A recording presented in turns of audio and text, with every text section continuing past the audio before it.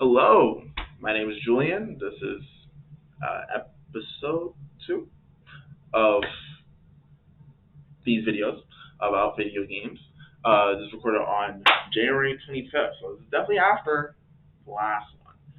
Alright, what is talk for today? Last time we talked about Overwatch for quite a while, and for good reason, because Overwatch 2 is a very controversial game that I have a lot of I would say feelings, but honestly, they're mostly negative. I'm not gonna cap. I'm not gonna lie. But this time we're gonna talk about a game. I guess you could say on the opposite side of the spectrum. Overwatch 2, a lot of negative feelings on it, but I like the gameplay. We're gonna take it all the way to the other side. Well, huh?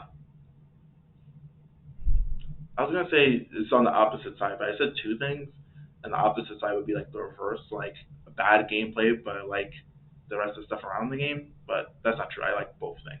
So this other game, it's an indie game. So this one I might have to explain a little bit more of the premise and how the game works and genre, and a little bit of things because it's not as popular.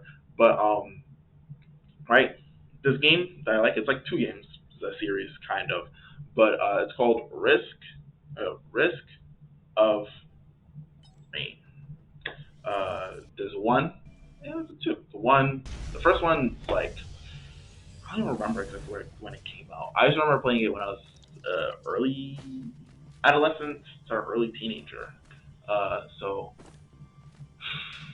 that was a couple of years. That was a while ago. All right, that was quite a while ago. Less than a decade ago, kind of. But all right, let's hit some terminology. Let's hit the premise, and then we can talk about the game. All right. So first off, indie game.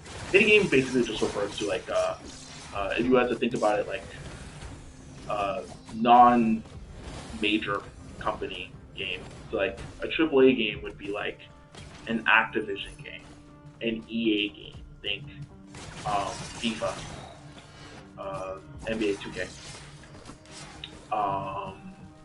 Think Call of Duty, Overwatch.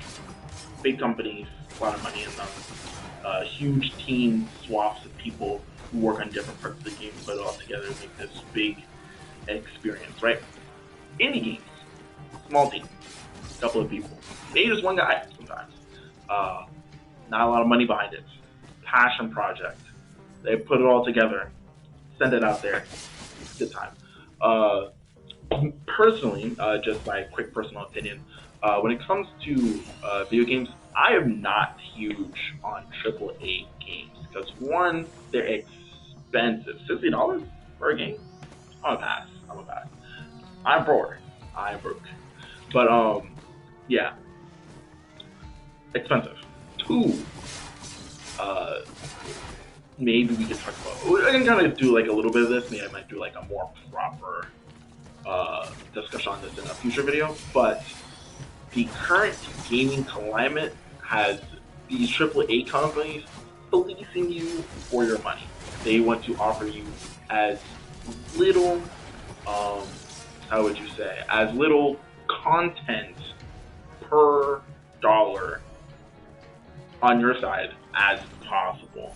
They're trying to spend the least amount of money to get you a game that you'll pay $60 for or more because there's in-game transactions. The skin battle pass. Oh, last video, that's old pass. Sick. But yes, they're trying to fleece you for as much money as they can get you out of, which makes sense. I mean, it's a company. Company make money, but I want to go to product. The problem is that by trying to pay as little as money as possible to get you to pay for the game means that they're gonna cut corners because they're like, well, I don't. Yeah, I could pay a little extra money to make this thing really good or whatever. Pay a guy to make sure like all the animations for the characters look nice. So I can cut a couple of corners. It looks mediocre, but you're still gonna pay for it. And when you pay for it, then they're gonna keep doing it, and it's gonna get worse. It's a whole thing. It's a whole thing. But yes, that is another reason. Um, I wouldn't say they release too often. Sometimes they're just not that interesting. They have to. AAA games have. I wouldn't say they have to apply it to the common denominator, but they'll definitely follow trends and they'll like stick to like a very strict, I guess, outline of like games. Like I can't think of a lot of AAA games. I don't play a lot of them. But point is, they're very formulaic, you could say. I not a super fan of formulaic stuff. So yeah, those reasons combined, kind of not too much. Risk Rain, like I said, indie game, not that expensive. Interesting concept. I like it, at least. A number of other people have it like it. I guess you could say it has like one of those cult followings. Like a small group of people are like they ride deep for this game. I'm one of them. I'm ride deep for this game. That's why I make this video about the chill extra hard. Maybe you'll get the game, try it out. One thing I will say about indie games in general, they're really good. When you like them, oh, a slapper. Alright? If you don't like them, waste of money. Not a lot of money. Not $60, maybe $20, $15, $30. But a waste of money, nonetheless. So, yeah. Anyway, let's get on to the next thing. So, Risk Rain is a roguelike. A roguelike. What is a roguelike? I believe a rogue. I feel like it comes off a particular game, like a Metroidvania, which is another concept that kind of goes hand in hand with roguelikes, but Risk Rain is not a roguelike. Anyway, a Metroidvania is based off the formula used in Metroid and Castlevania. Two games, pretty popular series, whatever. But this creates its own genre called Metroidvanias, and other games use the formula of Metroidvanias to create their games. And so we have roguelikes and roguelikes, which are probably like a game named Rogue. I don't know about all of that. The point is, roguelikes kind of work off this idea of like repeating stuff. Like you do the same thing over and over and over, but you make progress each time you lose. Basically, I'm pretty sure I'm getting this right. I'm doing this all off top, so yeah. But for the purposes of this game, the idea is that each time you play, you're hitting more or less the same beats for the most part. But each time you play, there are two things that happen. One, you're getting better at the game, but also the game during the course of, let's say, a run. All right, I'm going to use this term. During the course of a run, you will go in, you'll make progress, get a couple of achievements, in-game achievements, and you'll get rewards to go further in the game, so then you get further into a run. An example of this would be in Risk of Rain, right? If you die in three different runs, right? You do 3 different games. You will get an item. It's called Teddy Bear. It like blocks one damage, certain percent chance. But just of it is, like, from now on the first 3 runs you didn't have that item. You can never get it. But now you've got 2 times, you made progress, you get that achievement. Going forward, by your 4th one, you can get that item, and it will make it easier to progress further. So if on the first 3 deaths you may have died on the first level, by the 4th one you may make it to the 2nd level, and so on and so forth. So that's like the main general concept. Like it's all built upon. Like you're going in for a run. What is a run? When you press the start button, right? You're about to start the game, right? You start in for roguelikes, again, apply differently, exactly how that works. But you would start, and then you will progress. In Risk of Rain, you start on the world or a map. More so is the idea because you're on the same planet. But you start off with a map. You get to a teleporter. You activate the teleporter. You kill the boss. You get through the teleporter. You go to the next map, and you keep going.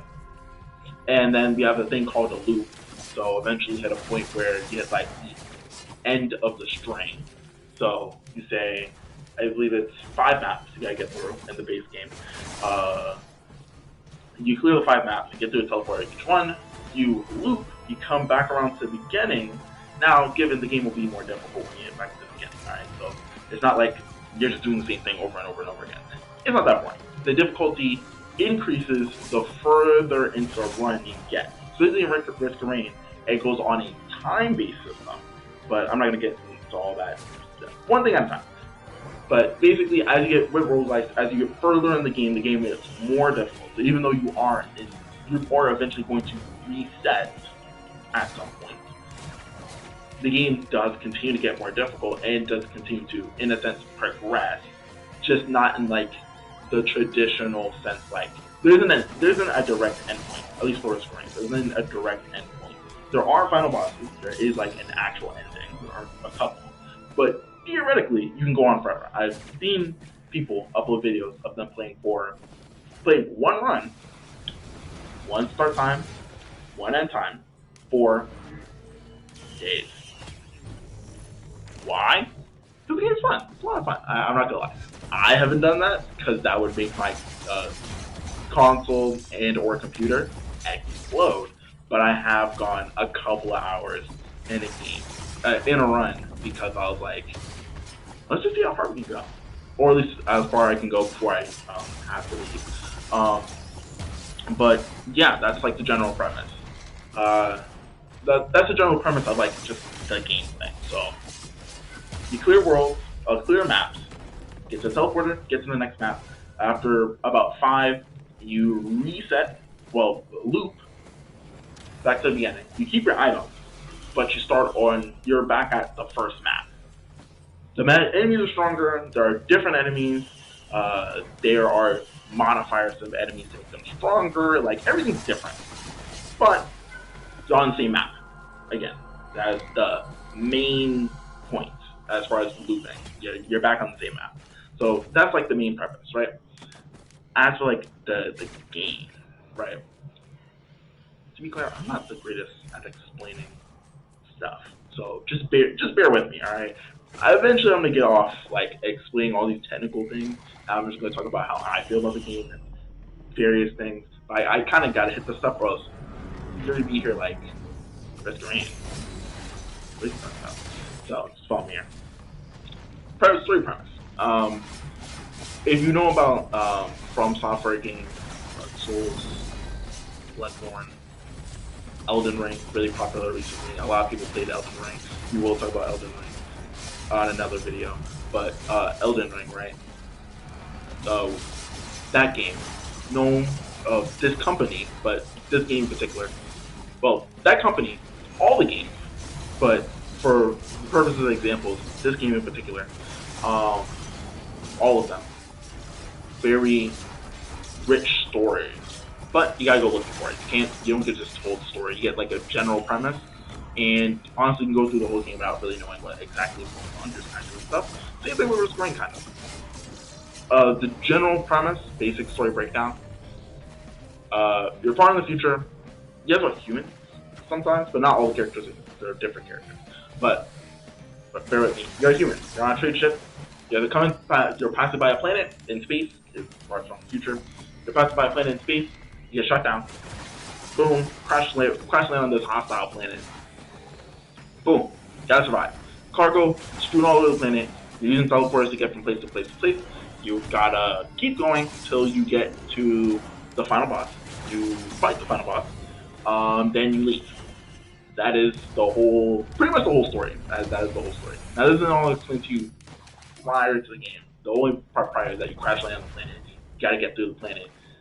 And then, assumably, you kill the final boss. Like I said, the game doesn't tell you, like, story-wise, like, oh, go kill the final boss, because that's how you get home. It's more like, you're on the planet, the gameplay starts, and to complete the game, you must do that, so you assume, like, okay, so I killed the final boss, and that's how I get to go home. So, there you go. That is the story. Alright, so you got the basic gameplay, the genre, the story. I'm gonna talk a little bit about the graphics real quick. Risk 1, pixels, 2D, flat, nice. Not graphically impressive, given about a decade ago, but it's a pixel game, so not super thinky. Not for everyone. I liked it. I was cool with it. I was like, damn, this is spicy. This is my first rogue, but yeah, I think this is my first roguelike, by the way. So I'm just here like, bro, what? This is pretty cool. The whole screen explodes. Very nice. Oh well, this whole screen explodes when I get far enough in the game. It's pretty nice. Um, Risk of Rain 2, 3D graphics, still not extremely impressive, but cool. And once again, if I get far enough in the game, the whole screen explodes. It's fine. So there you go. This is what we're working with. All right. Now that I kind of got like all that minor stuff out of the way, the game. How do I feel about it? What makes this thing so great? Honestly, it's fairly straightforward. As I said, you loop, you make progress as you lose, and the whole screen explodes when you get far. It's pretty fun. I gotta keep on saying that because that's kind of like the whole vision appeal. The majority of the game is basically you're traveling around the various maps, whatever, opening chests to get items. You're getting more items, becoming stronger. You're gaining a whole bunch of swapped of extra abilities, and after a certain point of gaining power, you kind of start steamrolling where you start eliminating enemies en masse. And why I say en masse is because because the game gets more difficult as it goes on, right? There's more enemy spawning, stronger enemy spawning. Bosses are becoming regular enemies. These things have crazy amounts of health. In game, of course, whatever. But they have a lot of health, right? A lot of things are happening all at the same time. You guys like balance your attention across 20 different enemies at one given time. Different directions. If it's on the 2D version, two different sides. If it's 3D, three-dimensional. And it's a lot of fun. It's a lot of fun, especially you start gaining a lot of power. Like an enemy previously that was kind of dangerous is now exploding in front of you without you actually pressing a button because you got an item that destroys enemies when they get too close to you. Well, it does damage to enemies when they get too close to you, and it just has to do enough damage to destroy them instantly. Things like that. That's pretty cool. You got synergies, right? You get a certain number of items. They match together well, and then they do special things that you didn't think that separately they don't do, but together they do, and then do a lot of damage, or do a cool effect on the screen, and then do a lot of damage. Usually comes back to doing a lot of damage, but this sounds like the ramblings of a madman. But I can't. It's hard to explain gameplay somewhere. Maybe over here. I don't know. I'm gonna edit this later, but I'm gonna do gameplay. You're gonna see me playing the game. Probably me a little bit early and a little bit later on, but you're gonna see me do a match. So you'll kind of get a sense of like what I mean by like, oh, like the screen explodes after a while. But it's pretty cool. So it's a great time. But yeah, like the entertainment value basically comes down to like one, it's the achievement of getting further, and either one killing the final boss or just looping a whole bunch of times and getting what we call in the realm of roguelike a god run, where you literally sit on a level, press no buttons, and all enemies are destroyed in your presence. Like as soon as they spawn anywhere on the map, gone. As if they never existed to begin with. Great time. That's how you get caught up playing for 4 days, because you're just like, how far can this guard run go? How bad for the enemies can it get? It can get pretty bad. I've seen one guy get a run so good, so far in, that enemies stopped spawning. Like he would go to a level and the game just wouldn't spawn anything. Like it wouldn't disappear before when he got there. No, it just wouldn't exist beforehand. Cool. Very cool. The difficulty is very engaging because it gets harder as you get better, and it gets harder as you get more powerful in a run. So it kind of maintains that difficulty if you enjoy difficult games.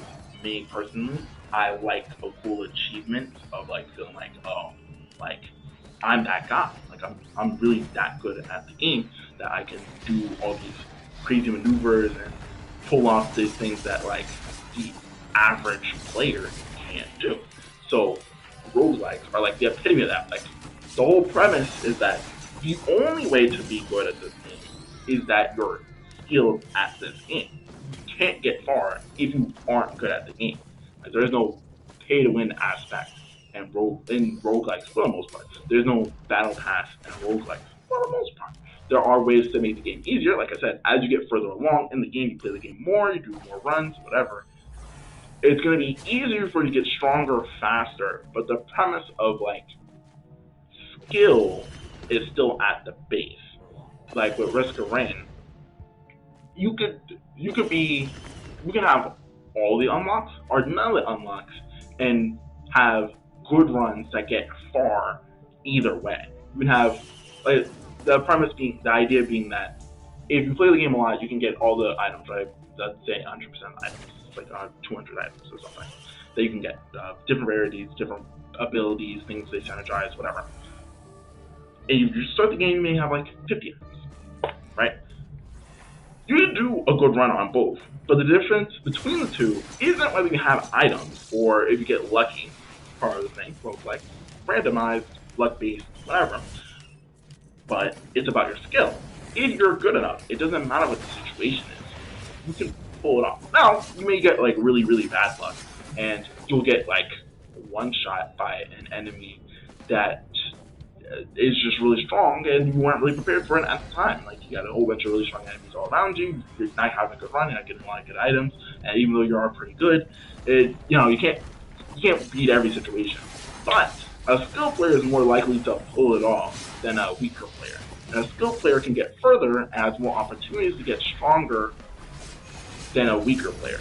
A weaker player might die immediately. A better player could get. So both players can get a bad player can get a lot of good items, and a good player can get a lot of bad items. And the good player will still do better than the bad player just because you just want to play the game better. You're just better at playing. And while that may sound like, oh well, it's gonna be unfun for the bad player, right?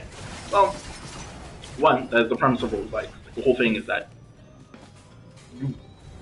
you're actively choosing to play the game over and over and over again and get better. Given that's most games, you gotta play the game more to get better. It's like a one-to-one thing, like with anything. But like, it really is like the core gameplay of roguelike, where it's like, no, like, it really is, you need to play more to get better. It comes with the premise of like knowing what items to get when. Like, for example, a lot of the items are randomized, where you open a chest through it money that you get from defeating enemies, right? You open a chest that you get from, you open a chest, you get a random item. So it's not really your choice. You kind of just depend on your luck. But there are times and options where you can choose what items you can get, or know places where you can get a specific item in certain instances. There might be a special event that happens in the run. But goodness, there's different things that if you play the game more and you have more knowledge, your knowledge base is larger, that will allow you to maneuver and finagle to get further. For example, in Risk of Rain, they're on the second map. After you go to the first one, you can get the aqueducts, and on that map, there is an option that you can hit two plates that are randomly strewn out the map. Hit those two, you can get to a secret area, kill two enemies, and get two free pretty good items. Like, if we're thinking about like S to F tier, A tier items on the second level. Now, if you just start playing the game, and I don't know, that's the thing. You've been playing the game for 100 hours. You're like, bro, this is like routine. As soon as I drop on there, I'm like, let's go, free two items. I could have nothing. The two enemies you get the items from, are hard to defeat. You, a good player, get there, you got nothing. You have no items. You didn't get anything on the first stage. You clear the boss, you're like, everything here is trash, I'm leaving. Get to the second level, you're like, I'm gonna get right in there, I'm gonna get two A tier items and keep it pushing. bad player shows up, and I mean, I heard about this. So you open the room, get in there, explode.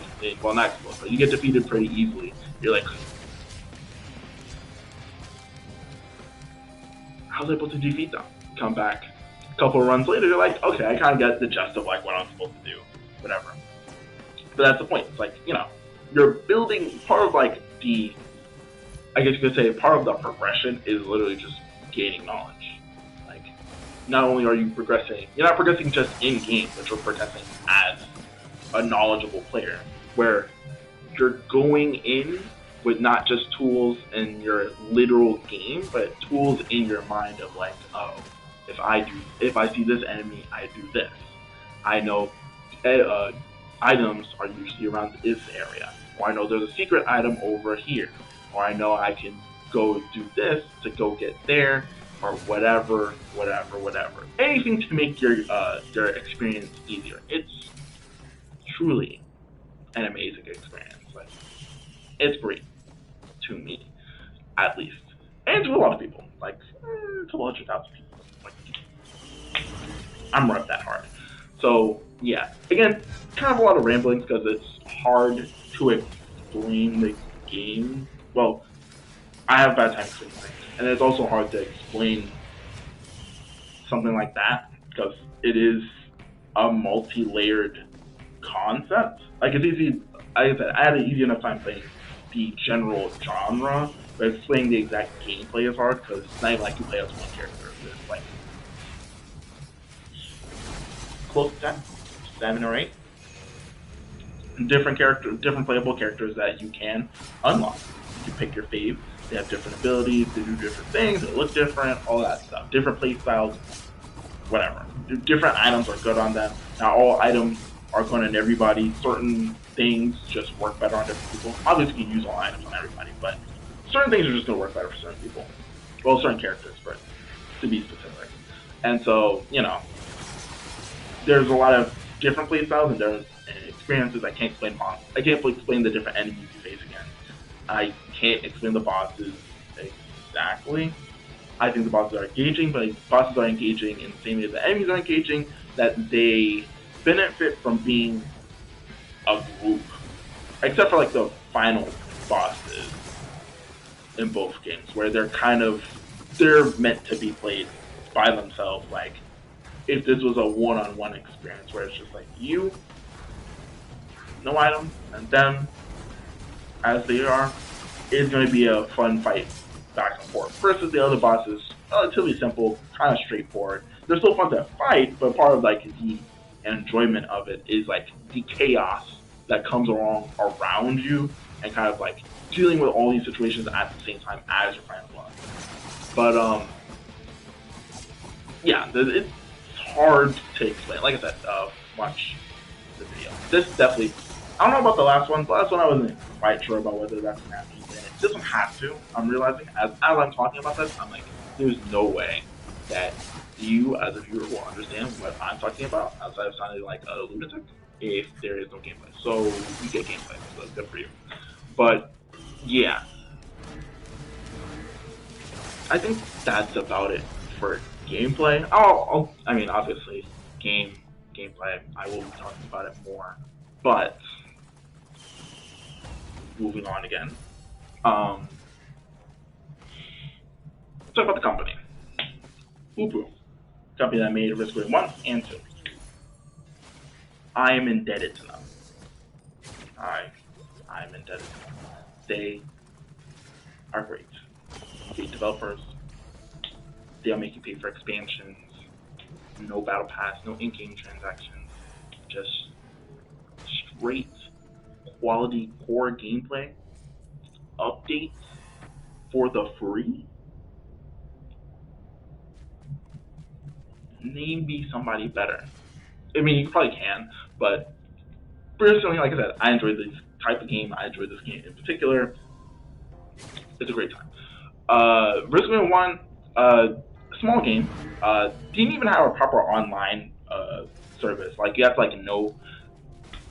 During this time, right? This is one of like the first games they played online ever. previous to this, I think I had a PS2. I'm not sure if I had a PS3 at the time, but I didn't really like play online with people. Like I played games by myself for the most part. I didn't really understand how to play online, and I don't know. Uh, it just wasn't something I was going with, right?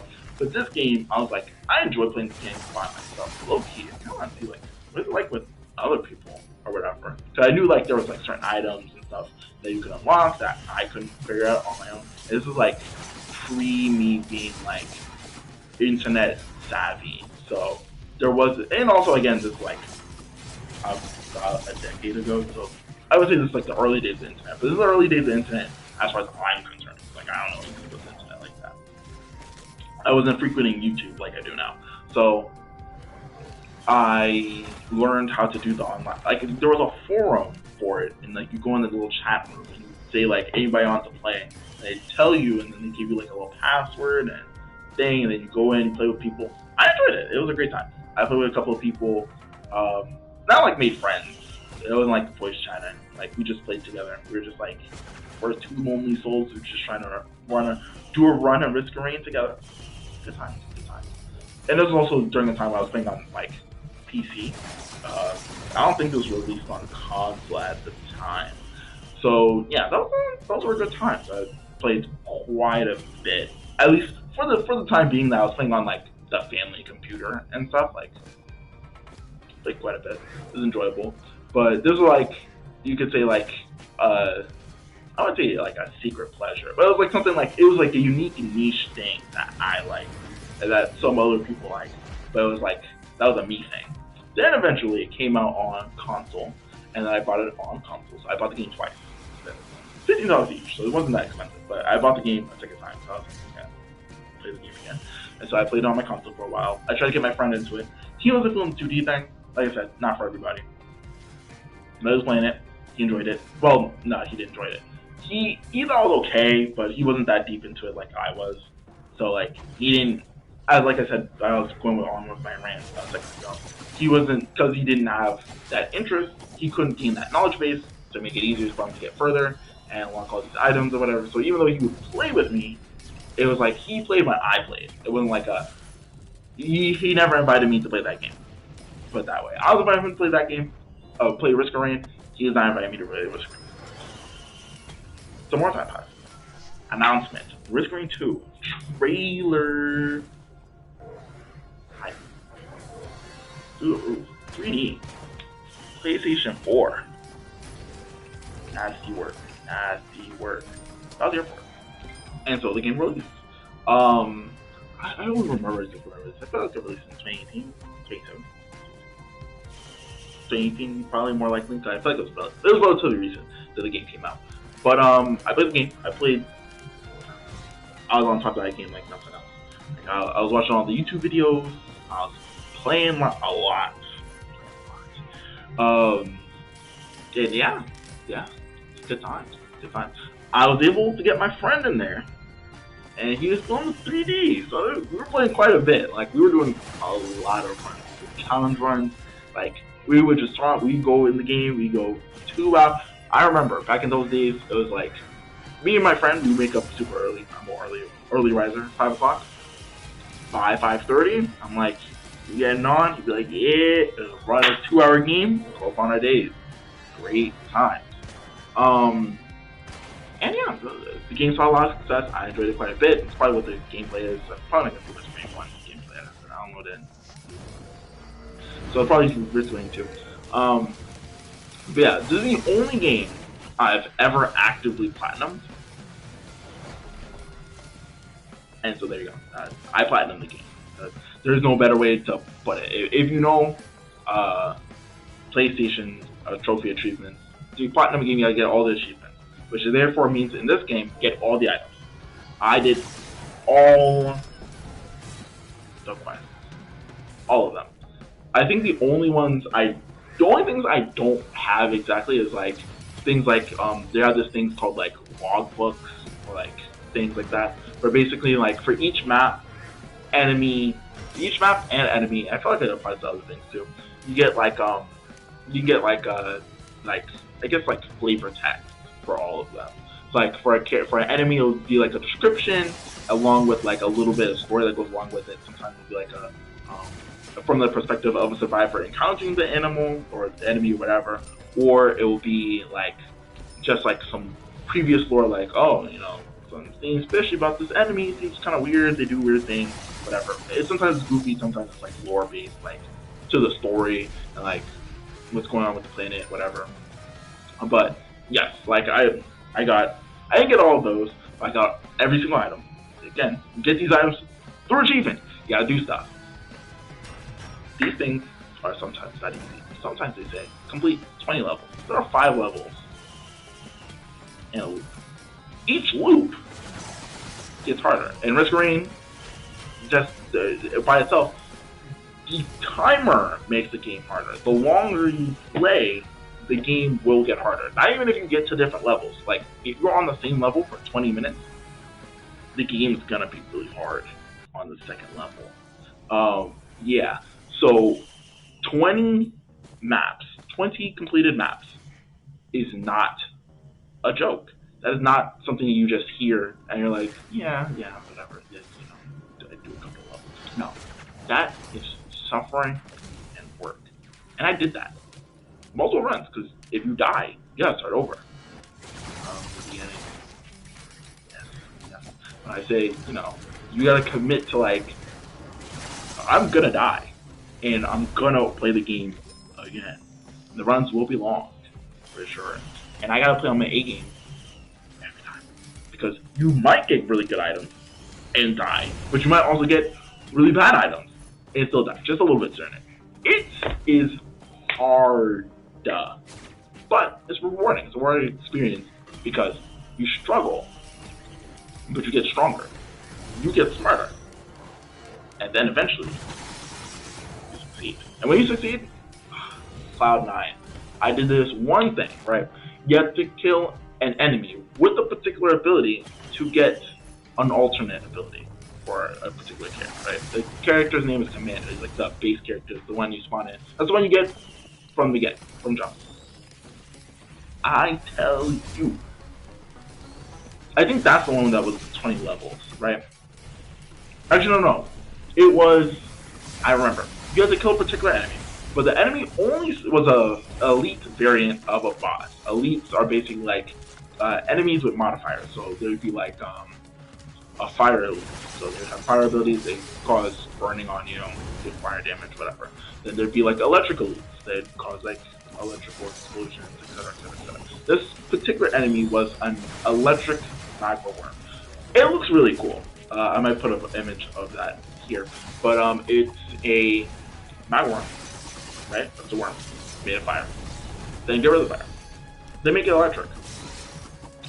Then, if it breaches the ground, because the worm, so it digs under it, when it breaches the ground, it comes up in the air, it will shoot plasma balls, I guess. And when they hit the floor, lightning will strike. And those things do a lot of damage. Because you know where you gotta find them? Like a couple loops in. I think like 3. Like 3 loops in, they might spawn. So, for me, what that meant was that I needed them to spawn. Because everything's randomized. Enemies are randomized, items are randomized, even maps are randomized, kind of, because different maps you get on. The maps don't matter too much, it's about like, just what you're walking through and where stuff is and what secrets might be on the map. But, yeah. And these will, again, I have to get that far. So even if I'm rushing, this is going to take like 30 minutes to an hour. As if I'm rushing. If I'm not rushing, taking my time trying to really get that power creep going, try to get that god run, that can just make it really easy to get to this guy. Yeah. It's work. I spent endless time playing this character. Commando's the weakest character to play. For the most part. Like, I would say bar none, but like he's not high up. If we're talking about tier lists of different characters, he is not high up on that tier list. He is hard to play and not that strong. Alright? I don't even like him either. That's not the character I like playing. At all. But I did it. lot of days I woke up early, 2-hour run, and I lost. Dark days, dark days. But the job was done. I got the thing. I used it like a couple of times, and I was like, alright, I'm over it. But that's how you know. That's how you know I was dedicated to the game. You know, you really like a game when you're doing stuff that you don't really need to do, just because you're like, I want it. I think I want it.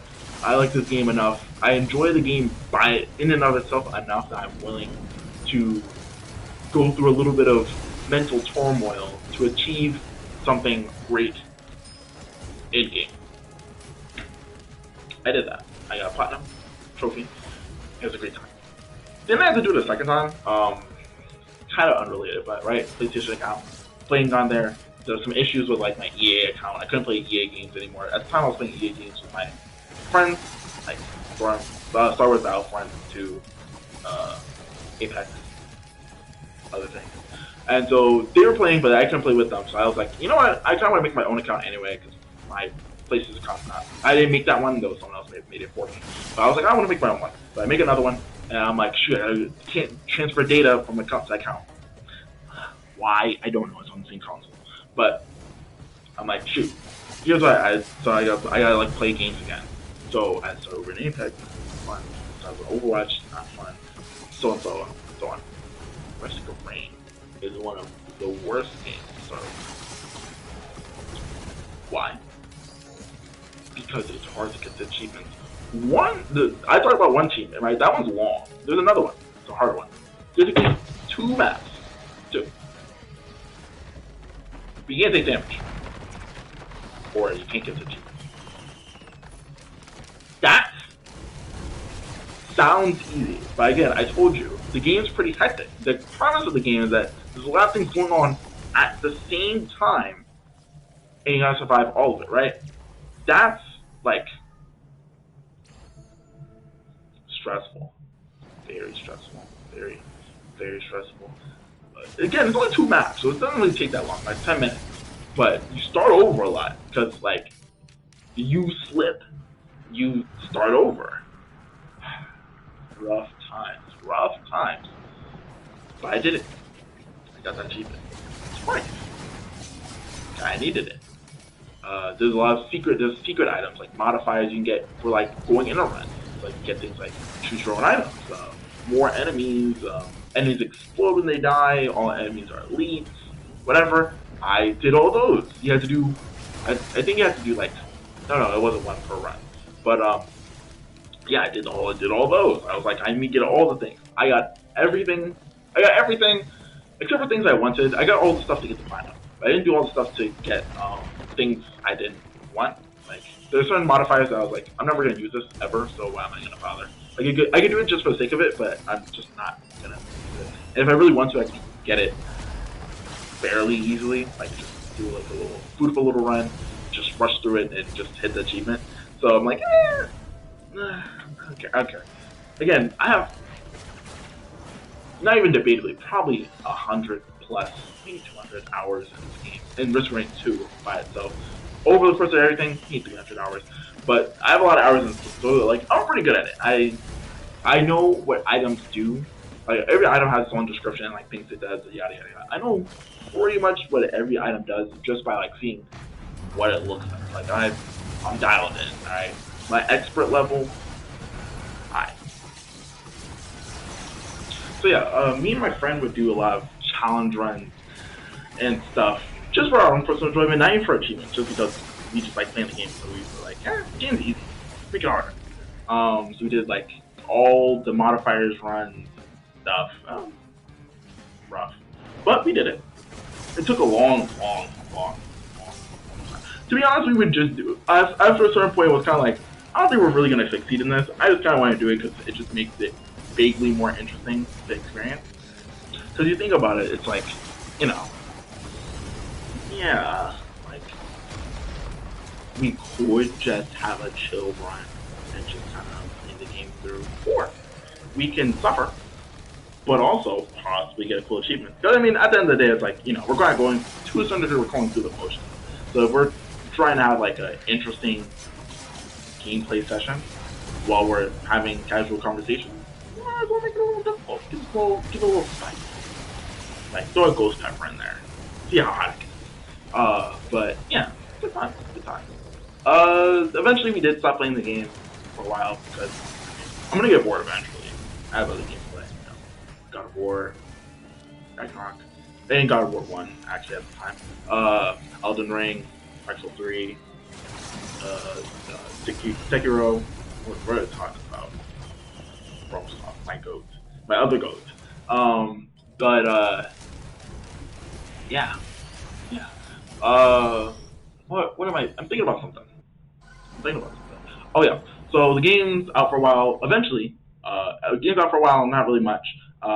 Can't get mods on PlayStation, so I'm kind of missing out on the whole modding community, especially with modding English 2. Console players are in the mud. But eventually we get an announcement. Well, first off, there were like mini expansions. Like the alternate abilities were added in after the game to give like, just a regular update. Free stuff. It was all free. New characters are added for free. The final boss added free. Great.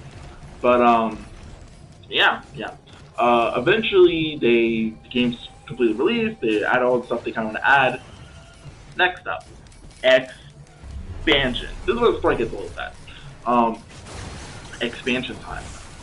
Expansion. Very cool. Looks very nice. I've not played the expansion yet. Why? So, expansion releases a lot of times with the game, right? It's a PC then console game. So the releases everything on PC first, then console gets like a trickle down method.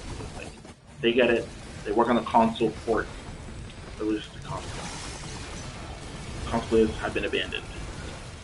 My heart hurts. What's it called? The game comes out. The expansion comes out. People on PC are playing it, whatever. Usually it's like a 3-month turnaround.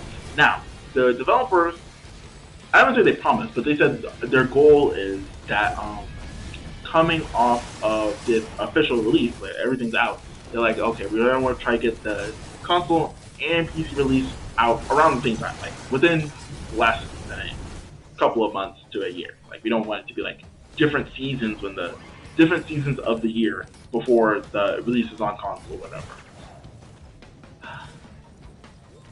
Never saw that expansion. So who was the developers? But they have like production company, not production, but like publisher. There we go. Gearbox. They're known for like Borderlands series. There's like another one that's mystical. I want to say Tina something. Can't remember off the top of my head. But right, they're the ones who publish all the Risk Rain 2 stuff, and I guess they also do the porting. They say it's coming. Then there was like, oh, delays, and now it's been a year. Yeah, we did hear something kind of like them being like. Actually, yeah, I think at one point they did apologize about the situation. Like, yeah, we're gonna try to get out as soon as possible. Still have not heard about that thing in a couple of months. There isn't exactly a reason being given about the situation. It's not that Hubu's a bad developer. They're the ones who develop everything, but there's people who they pay, I guess, but put it all together and then ship it out to consoles. I guess they're not doing their job. And right after the thing with the extension was released, everybody was happy about it. I was happy from a distance. Eventually, actually fairly recently, Hubu sold IP rights, to the, I guess you could say the brand, Risk of Rain, to Gearbox. So Gearbox is in charge of everything. Everything going forward as far as Risk of Rain 1 and 2, them. So I'm just probably never going to get my expansion. On console at least. And I'm not gonna lie, it's a painful moment. Like, I would buy it instantly. It would be an instant buy. Like, I wouldn't even think about it twice. I'm like, they're not releasing it, and I don't feel like getting it on. I only I wouldn't say a rinky-dink laptop. It's a good laptop. That's what I'm recording on right now. But not a gaming laptop. That's why I want Steam Deck. Steam Deck, if you don't know what Steam Deck is, Steam, the main platform for releasing games on PC. They also made a Switch-esque console, handheld, portable. You play all your PC games on there with mods. I want it real bad. But it's hella expensive, so yeah. But that's an aspiration of mine. If I ever do get that, I might buy Risk of Rain 2 again, and then play it on there. So that could be fun. But I can't think of anything else that I want to add. Oh, yeah. So they sold the thing, but there was a caveat. Well, not a caveat, but there was one thing. They said who was releasing one more Risk of Rain game, and that would be their thing. A project of pure passion. This is why I like indie games. Alright? They said